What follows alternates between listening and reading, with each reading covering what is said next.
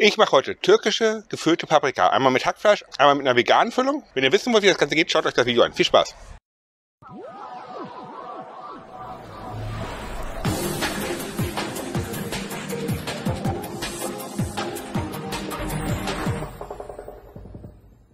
Türkisch gefüllte Paprika braucht man natürlich türkische Paprika. Die kriegt ihr in jedem türkischen Supermarkt. Kauft nicht die in anderen Supermärkten, die sind größer, die sind dicker. Die türkischen sind ein bisschen kleiner, die sind ein bisschen dünnhäutiger und die schmecken auch ein bisschen anders. Also nehmt für gefüllte türkische Paprika auch türkische Paprikas. Die türkischen sind halt ein bisschen dünner und deswegen ist es auch ganz einfach, eigentlich den Strunk rauszukriegen. Da geht er einmal so, drückt er ihn ein und dann zieht er ihn raus. Und dann kippt er auch noch die Kerne aus. Und das macht er mit allen. Die Innenwände könnt ihr drinnen lassen, das ist nicht so wichtig. Ihr könnt es aber hier mit dem Messer machen, wie ihr es gerne möchtet. Ich mache es jetzt einfach so, wie die meisten das auch machen. Einfach rausdrücken und raus damit. Ihr wundert euch, warum sie schon im Dutch Oven drin sind. Ich habe vorher natürlich ausgemessen, wie viele ich da reinkriege. Also ich habe jetzt hier 11, das ist für einen 8er Dutch Ofen. Ich hatte es vorher im 4er, da passten 7 rein. Also je nachdem, wie viele Leute ihr seid, guckt nach, welchen Dutch Ofen ihr braucht. Wenn sie jetzt entkernt sind und gewaschen sind, stapeln wir sie wieder rein. Achtet darauf, dass nicht zu viel Wasser drin ist. Da kommt noch genug Flüssigkeit rein.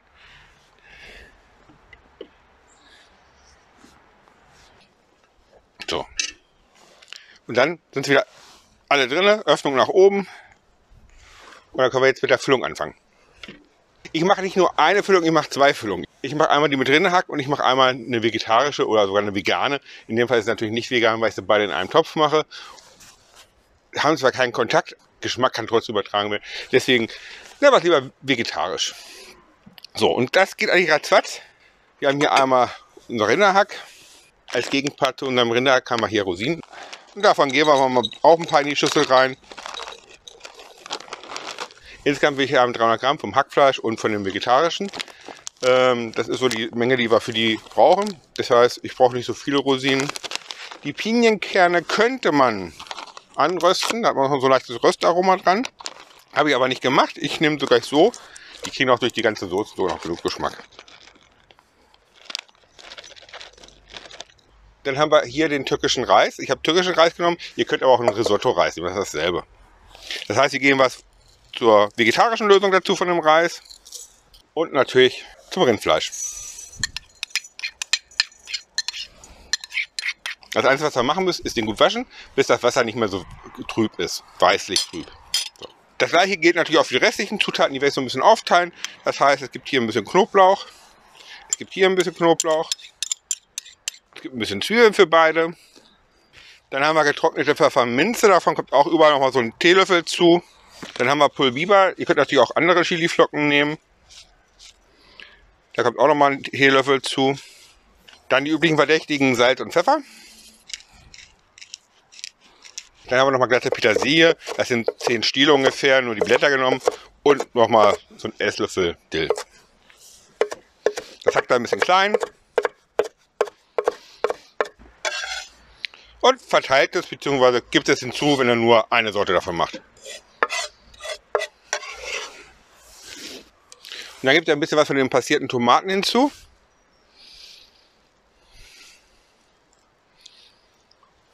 Und ein bisschen Olivenöl. Dann fangen wir mit dem Vegan an, durchzumanschen. Also macht daraus eine Paste. Und jetzt hätte ich einen Löffel walten müssen. Ihr könnt das Ganze auch mit einem Gefrierbeutel machen. Alles rein, durchmanschen. Unten so eine kleine Nase abschneiden. Und dann einfach rein in die Paprikas.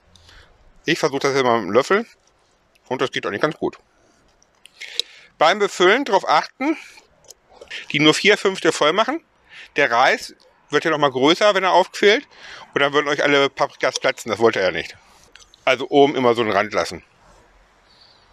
Ich kennzeichne mir die nochmal, indem ich da einen Holzspieß reinmache.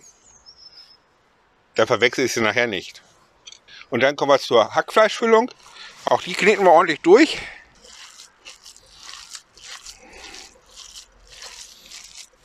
Und auch da gilt natürlich wieder, die Paprika nur zu 4/5 zu füllen. Ihr könnt auch immer so ein kleines bisschen formen, das ist beim Met ein bisschen einfacher. Und dann könnt ihr das einfach reinstopfen. Und da ist wieder genug Platz noch drin, damit er sich ausbreiten kann. Und das machen wir jetzt mit allen. Wenn ihr die jetzt soweit fertig habt, dass die befüllt sind, dann gebt ihr noch mal so ein bisschen Olivenöl drüber. Aber nicht so viel, nur ein bisschen. Ihr könnt auch Butter nehmen. Einige tun Butter drauf. Dann nehmt ihr die Tomaten und schneidet davon immer so ein kleines Stückchen ab. Im Prinzip so, dass ihr da so oben so einen kleinen Deckel drauf machen könnt. So. Perfekt. Einfach so ein bisschen drunter schieben. Jetzt gebt ihr Wasser hinzu, und zwar so, dass die Paprika halb im Wasser stehen. Versucht natürlich das Wasser nicht in die Paprika zu gießen. Und wenn ihr hier so eine schöne Lücke habt wie ich, rein damit. Das sollte reichen. Wenn ihr zwischendurch mal reinguckt, immer mal gucken, ob noch genug Wasser drin ist. So, und jetzt geht's an den Grill. Ich habe meinen Grill und Gasgrill, den Zunder, schon vorgeheizt. Den habe ich auf volle Leistung, weil ich erstmal das Wasser erwärmen will ich auch unten ordentlich Leistung haben. Nachher will ich nur so Umluft haben, dann mache ich dann unten ein bisschen niedriger. Wenn ihr das Ganze mit Briketts macht, heißt das, erstmal die Briketts nach unten, Wasser schön zum Kochen bringen und dann ein paar Briketts wegnehmen, nach oben tun, so ein bisschen verteilen. Ihr wisst ja nicht, wie das geht.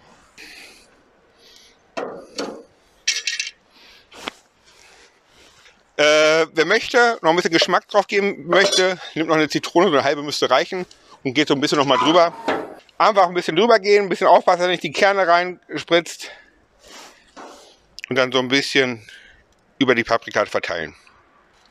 Ja, das ist eine ganz schön saftige Zitrone. Ich schreibe hin, Saft einer halben Zitrone. Wenn sie nicht so saftig ist, eine ganze.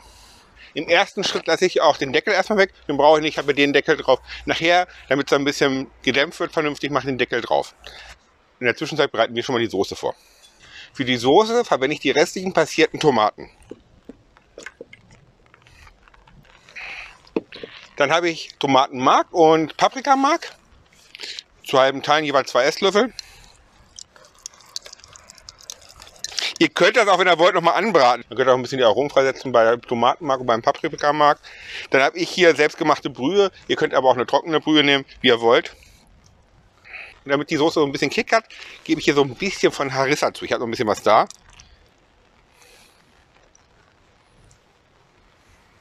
Muss man aber nicht machen. Aber wer Harissa da hat, ich schreibe es als optional zum Rezept dazu. So, das Ganze verrühren. Wer will, kann auch noch ein bisschen Wasser dazugeben, aber wir haben, glaube ich, genug Wasser drin. Oder man nimmt einfach ein bisschen Wasser da raus, dann wird es ein bisschen dünner, dann kann man es besser verteilen. Noch ein bisschen Olivenöl dazu. So, und dann geben wir die Soße vorsichtig auch noch rüber. Verteilen wir so ein bisschen, so dass es ein bisschen reinläuft. Keine Sorge, die verläuft nachher noch schön. Jetzt sind alle Zutaten drin. Ne? Jetzt lassen wir es 30 Minuten lang köcheln, dass der Reis aufgeht und dann sehen wir uns wieder. So, halbe Stunde ist um. Ich schaue mal nach, ob der Reis durch ist. Mal gucken, ob ich den Reiskorn erwische. Ich sollte mir Handschuhe anziehen. Der sollte noch ein bisschen bissfest sein, aber auch nicht zu hart, aber auch nicht zu weich. So dazwischen.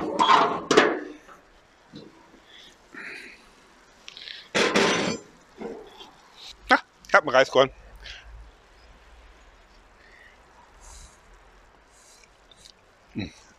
Ich kann aber eins sagen, die Soße schmeckt schon mal richtig gut.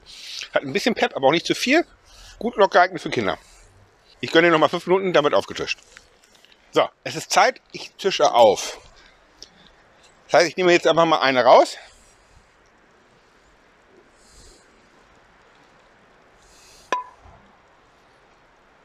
Mit ein bisschen Soße, nicht zu viel. Das soll ja noch schick aussehen auf dem Teller.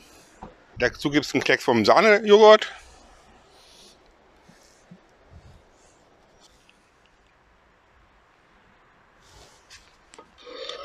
Da hinten kommt es ganz dunkel, das heißt, ich probiere mal schnell.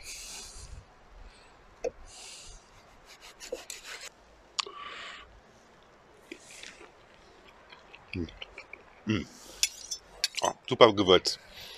Also es ist nicht zu scharf, der Joghurt mir jetzt noch mal ein bisschen ab. Es ist lecker. Es ist richtig gut. Also Paprika ist klasse geworden. Die hat jetzt so eine leichte Gelbfärbung. Wenn die nicht mehr so grün ist, sondern so leicht gelb gefärbt, dann ist sie übrigens auch fertig. Na, dann wisst ihr auch, oh, die ist durch, die ist fertig. Und der Reis ist genauso, wie er sein sollte. Ein bisschen bissfest, nicht zu hart und nicht zu weich.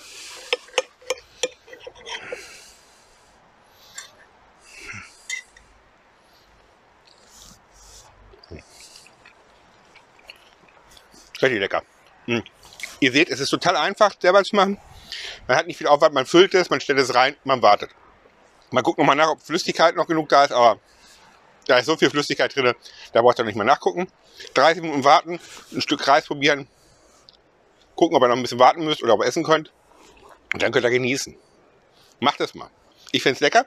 Ob die vegetarische oder vegane Variante schmeckt, das schreibe ich euch jetzt hier unten drunter. Denn die werde ich nicht testen, die wird jemand anders probieren und der kann mir dann sagen, ob es geschmeckt hat oder ob es nicht geschmeckt hat. So, und wenn euch dieses Video gefallen hat, dann schließt hier oben auf jeden Fall ein Abo ab und die Glocke aktivieren, dann seht ihr immer, was Neues von uns rauskommt. Hier oben seht ihr ein weiteres Video mit einem leckeren türkischen Rezept. Hier unten habt ihr alle unsere Rezepte und auch dieses Rezept bei uns im Blog. Ein weiteres Video und damit bin ich raus. Ihr wart bei Daughter and Dad's Sizzle Zone.